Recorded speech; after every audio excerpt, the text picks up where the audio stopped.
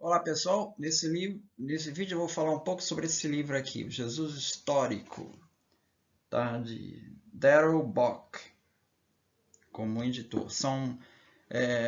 Na verdade, tem vários capítulos, cada capítulo escrito por um especialista, né? São autores cristãos, tá? E seguem a linha da crítica textual. Então, eles vão dar diferentes abordagens. Eu vou tratar de um capítulo aqui do Daniel Wallace, que fala sobre crítica textual. E ele vai tratar de uma passagem de Marcos, capítulo 2, versículo 25. Tá? Então, nessa passagem de Marcos, capítulo 2, 25 e 26, diz assim, versão da Bíblia de Nova Jerusalém. Tá?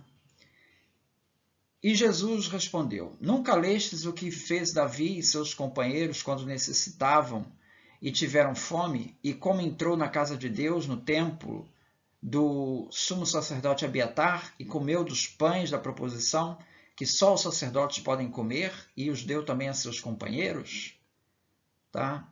Então, essa passagem, eu queria chamar a atenção para esse trecho. Esse acontecimento teria sido no tempo do sacerdote Abiatar, sumo sacerdote Abiatar. Bom, se a gente vai nos textos gregos, do grego, os mais a versão que se tem como mais aceitável para o texto autêntico, a referência que aparece é essa daqui, é quando era Abiatar o sumo sacerdote. Então, aqui aparece Epi Abiatar tou archierios. Aqui estão os termos em grego. Essa aqui é de onde eu tirei esse texto em grego, confrontando com o texto atual. Então, na verdade, o texto está se referindo a quando era Abiatar o sumo sacerdote. Pô, está bem claro, né? No texto da Nova Jerusalém, ele diz assim, no tempo de Abiatar, já é um pouco mais vago. No texto grego original, ele é mais incisivo, é quando era Abiatar o sumo sacerdote. O problema é que quando a gente vai em 1 Samuel 21:2, essa passagem que ele se refere, quem era o sumo sacerdote não era o Abiatar, mas era Aquimeleque, que é o pai do Abiatar. Tá? Então existe aí uma imprecisão entre os dois textos. Para evitar essa imprecisão, em Marcos, os códices Beze, do século V, e o Codex Washingtoniensis, do século V, eles omitem esse quando era Abiatar sumo sacerdote, simplesmente tiram isso do texto e tornam o texto de Marcos alinhado com Mateus e Lucas, porque Mateus e Lucas também falam dessa passagem, onde não tem a referência ao tal Abiatar. Tá? Então,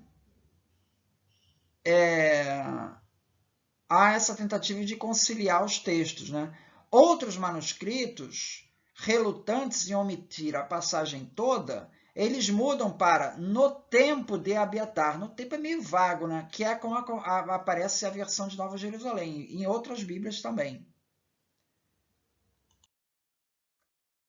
Agora aqui, eu fiz aqui uma consulta aqui no Codex Sinaíticos. Nesse site daqui, você tem acesso ao Código Sinaíticos, que é o Códex do século III.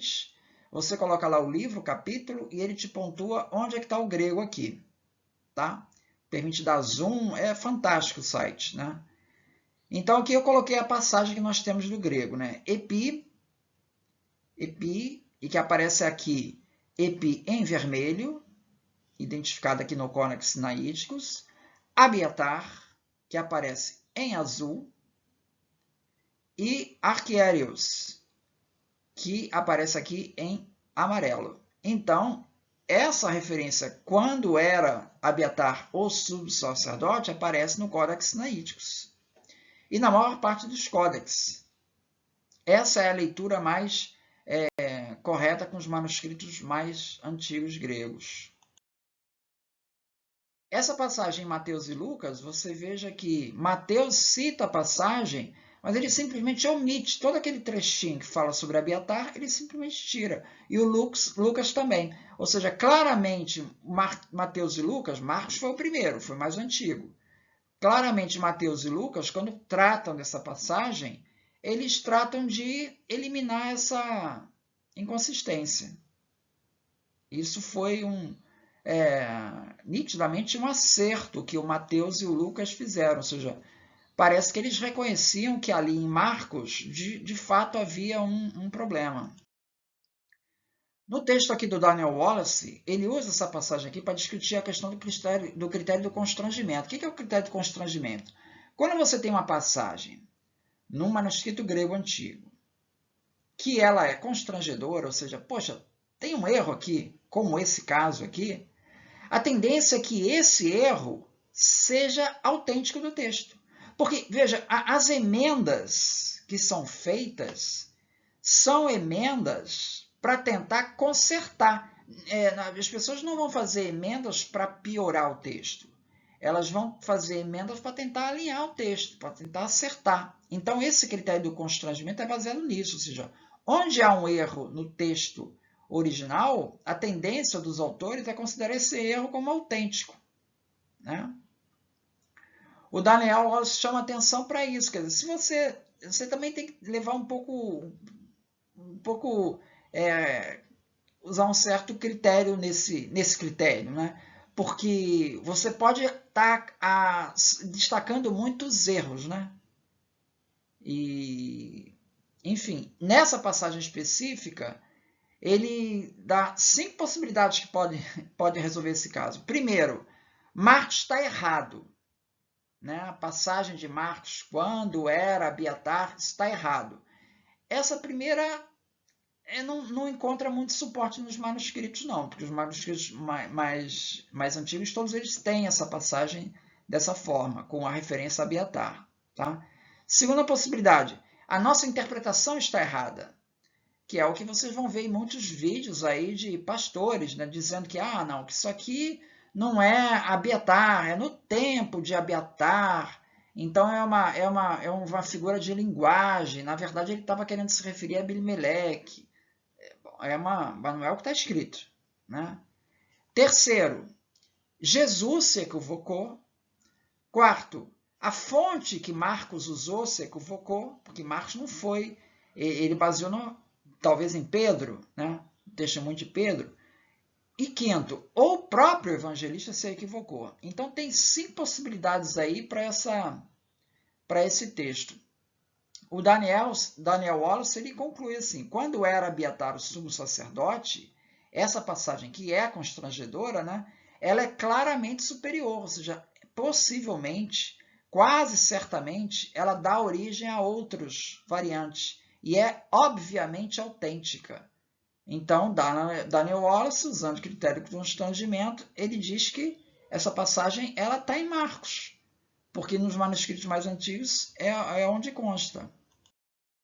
Ele conclui o seguinte: se o texto foi ocasionalmente constrangedor ou problemático para os escribas, deve ter sido constrangedor ou problemático para os evangelistas. Essas leituras variantes, portanto, constituem evidência de que o critério de constrangimento é uma ferramenta válida na busca por autenticidade histórica das tradições a respeito de Jesus.